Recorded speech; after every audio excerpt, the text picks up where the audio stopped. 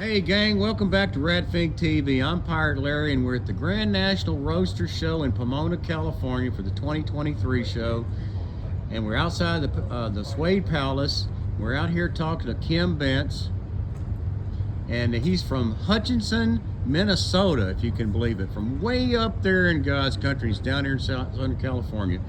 And I actually saw his car at the Moon Eye show last week. And I saw it across the parking lot, and I thought, this is this car that I was familiar with because I saw it in the magazines years ago, and it's one of my favorite of all times. I went over there and started talking to him, and maybe it was a replica of the car or whatever, and it was the car I was thinking about. And Ken, welcome to the channel, and tell us a little bit about your wonderful car, buddy. Well, thank you.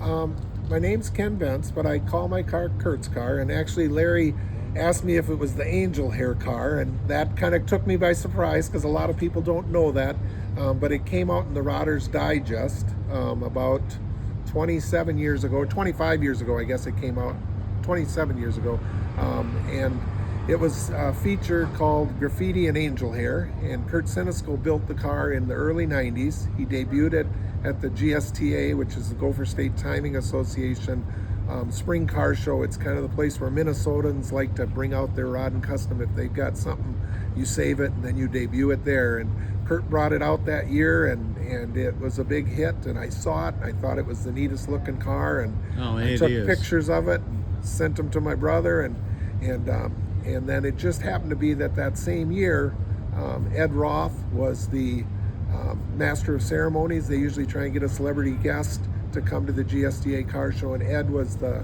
guy. So that Larry also saw the picture of Ed. Yeah, that was a bonus because I was over there checking out the car because I was like, I always was enamored by that car. It's just being non-chopped and the color and the white, and it was just a striking car. And then I go over there and it's got a twist that involves Ed. And that's what we're always looking for, and so that was the neatest deal. And yep. And tell us more about the Ed connection. Ed was there. He got Ed to sign the shift knob. He also got Ed to take a picture, kind of leaning over the motor, the iconic one that he always takes. And a few years ago on Ed's birthday, I posted that picture on Instagram, and I had a guy called Dirty Doug comment that he was there at the show when Ed got that picture taken of him, and he actually had a sandwich in his hand. He's leaning over the motor and he has his hand behind his head, and Doug said that was because he was hiding a sandwich. Yeah, typical Ed. That's the the Ed we all love. And some more even. Yep.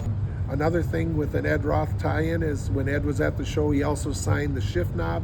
It's got a flying eyeball shift knob, and hopefully Larry's got some pictures of that. But he signed that, but unfortunately it never got cleared, and the car's got about 18,000 miles on it. So my son's not too happy, but the signature is worn off the shift knob. So that's one thing we're missing. But we've got a picture of Ed leaning over the car, and then you've got the little at the GSTA show.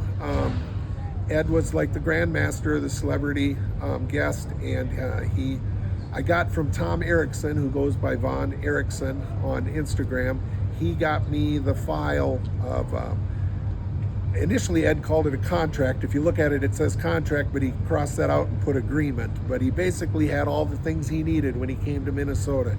He needed to know how to get to the show from the airport. He needed to know where the motel was. He needed to get paid by noon on Sunday. He's got about a 6-list checklist with a little box, and he'd check it off. And he told he had as a note to Brian Warhol. That was his contact. And then he also did a little doodle, which is his own version of a rat fink for the Gopher State Timing Association. And they took that drawing and made it into a little sticker that they offer that's been very popular. But it's a neat glimpse into the way Ed did stuff. Oh yeah, because he still added back fun of the to envelope. everything. Yeah, and it he well, hopefully you've got pictures of that too, of the little contract and everything else. So well, it's a fantastic car, and we're so fortunate that you have it, and that I was able to come across you and get this story, looking around and remembered that car, because it is an iconic car. And something that strikes me is the way he built it is in the nostalgia fashion when it wasn't a thing, really. No, it's, yeah, when I first got it done in 97, Cliff and Ed are a father-son team that do painting, but Ed's quite a bit younger than me, and we drove it to the Indianapolis, to the Good Guys show, because that used to be kind of, the Good Guys show is where you take it, and Eric Geisert saw it there from Street Rodder magazine, and that actually is a pretty interesting story too. I took it there, and my brother said, you got to put it in Pros Pick. And I said, it's not the kind of car people like. If you guys remember, Predator was the big hot car. That was on the cover of Street Rodder magazine. It was a 39 Chevy with Mercedes headlights. It was orange and different colors. And I actually have a picture of my car next to the Predator when we were waiting to go around the Indy 500 track. My brother convinced me to go into Pros Pick because he wanted a Boyd's hat. And he said, I'll get a Boyd's hat. It'll be great. So I put it in Boyd's Pros Pick, and it was just like I thought. When I drove in, Boyd put me way at the back, down at the end of the grandstand, but fortunately it was picked as a top 10 for that event. Eric saw it, asked if I was going to go to Oklahoma, if I'd be at the Street Rod Nationals, and I said, maybe. And then I asked Ed when we drove back to Minnesota, Ed Nicholson, I said, hey, would you be up for riding with me to go to Oklahoma? So then later in August, we drove it to Oklahoma City and again entered it in the Pros Pick. This time it was sponsored by Rod and Custom, and you got a free magazine subscription. There you go, the freebies. So I got the free Boyd hat, I got the free magazine subscription. But then their Street Rodder liked it, and they took pictures, and Eric actually did a feature on it, took pictures of it and everything else. That's the thing about timeless designs. They say that for a reason, because it literally is timeless, And it's a wonderful car, man. It's built just like if you would have built it in 1962. Exactly. It's a 283, 6 deuces. You got to row the boat. It's got a 4-speed.